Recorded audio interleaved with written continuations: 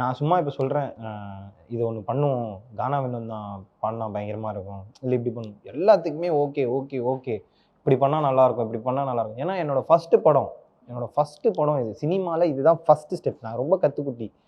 So இப்போ தான் வந்திருக்கேன்னும் போது ஒரு கத்துக்குட்டில இல்லைங்க, பெருமையா சொல்லிட்டு இருக்கான். அவன் என்ன மாதிரி ஆளுன்னு எனக்கு தெரியும். டான்ஸ்ல என்ன பண்ணுவாப்பல, எப்படி கதற விடுவாப்பல, ரெக்கார்டிங் தியேட்டர்ல எல்லாமே பயந்து ஸ்டெப் அங்கேயே போடுவாப்பல.